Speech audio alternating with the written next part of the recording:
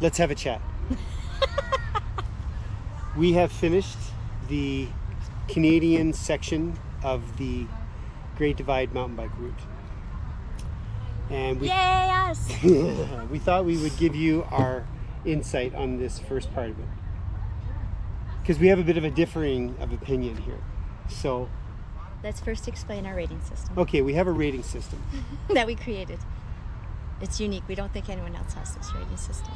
In a world of ratings and everybody's looking for ratings, we decided to come up with something a little different. We're going to evaluate things by spokes. Now, a typical wheel has 32 spokes. So something that has a very favorable rating from us will get somewhere between 24 and 32 spokes, you know? How would you rate the departure at Jasper? So we departed from the washrooms, and I think that is actually a really good idea, because if you start something, you usually have to go to the washroom. So you can go to the washroom. They had water fountains too, so if you needed to top up your drinks, and then you're off to go. Okay, point made. That said, from Banff, the Great Divide mountain bike route departs from the Fairmont Banff Springs Hotel. Just saying. Yeah, and you're not going to go into the hotel and ask to use the washrooms. No. Just saying. All right. So we got our washroom break taken care of. The route itself, I was expecting a little more scenery. I was expecting a little more trail. We ended up on forestry roads with a lot of gravel and a lot of dust and not much in between. My rating for the route from Jasper to Banff is, I'm going to give that 8 spokes. Ooh, it's nasty. Way too low, in my opinion. I think it was a new section of the Great Divide mountain bike ride, so I think that being able to do something a little different than all the tour dividers have done is pretty cool. I also think that it gave us a chance to sort of work out the bugs and then get into Banff, and if we needed something we could buy it then. I would give it a 26 spokes. Just saying. There were bugs to work out. I have melted one of our plastic pots. I have broken my spork, amongst other things. And so we are, I think this is going to be like a continuing thing, and I will be happy to keep you updated on whatever else I break, lose, or have happened to forgotten at home. So we might have to add in some of the cool things along this route that I would like to bring to your attention. Okay. Such as Nordegg, That one was of the good. small places along the parts that had no amenities. This was one of them. And we found a place to eat for dinner. We found a place to camp. We found an amazing coffee shop, and we found a really cool canteen where we could have ice cream. Yes. And there was a golf course. And there was Who a golf knew? course, and we did get some resupplies there, although the selection was minimal, but we did get some resupplies to get us into the backcountry. So Nordegg, thumbs up. What are you going to Thumbs give up to Nordegg? How Nordegg. many spokes do you give Nordegg? 28 spokes. I'm going to give Nordegg 28 spokes as well. Okay, all right. We carried on and found another gem of a spot, the Sunset Outfitters. Holy smokes. Could have stayed there a week.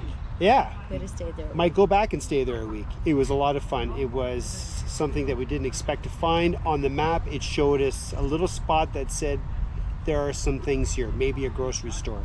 Wasn't exactly a grocery store, but Lori, who runs the place, was more than helpful in setting us up, feeding us, and everything. We decided to rent She even one of her cooked our cabins. craft dinner for us. She cooked up a She's box of a- craft dinner and gave it to us Yeah.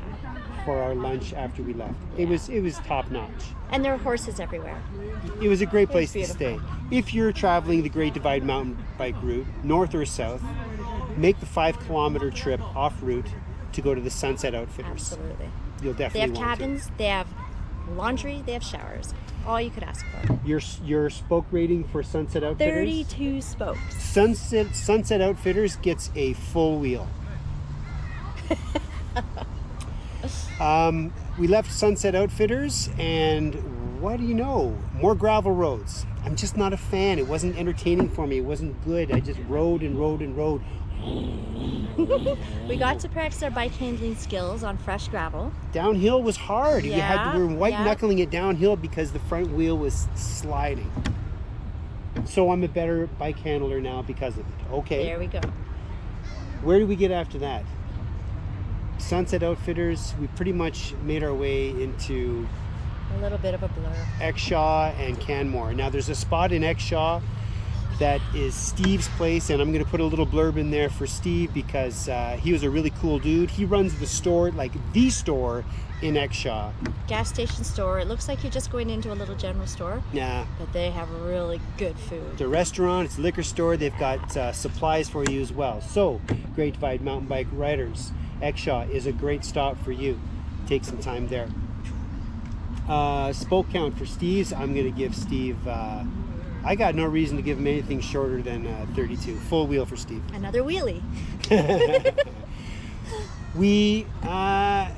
Things got a little busier between Exshaw and Canmore. Canmore was our warm showers stop, and the scenery got a little better, but we were on the 1A highway, and I'm surprised I'm alive. You know, we got the drivers there that didn't want us on the road. Not terrible. They're just... It was like 20%, like most people were good. Most people are really good. It's a 20-80 thing, right? 20% of the drivers were. We got into Canmore and stayed with Kirsten and Lyle, our warm showers hosts. Amazing hosts. Amazing. Wow, that was mind-blowing, really. I learned a lot from Kirsten. She was very helpful, and she let us stay an extra night. That was a blessing. It was a right proper stay. Our warm shower stay also gets a full wheel. I think I'm going to give them 2 wheels.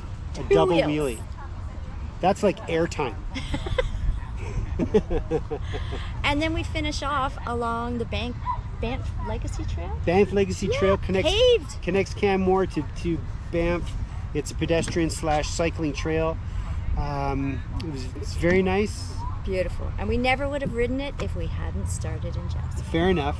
All that said, I would have taken a large pass on the Canadian section of the Great Divide mountain bike route, whereas I'd absolutely do it again. I might do Jasper to Banff along the Icefield Parkway next time, just because I haven't done it.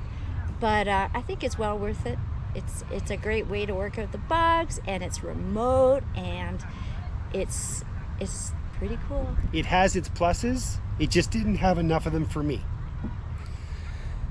That pretty much sums up the first section of the Great Divide mountain bike route. Tomorrow we are heading out on the official start from Banff. We're heading out tomorrow morning. We're looking forward to that. We will give you another detailed recap and a spoke count evaluation. It will be sunshine and rainbows. See you then. Bye.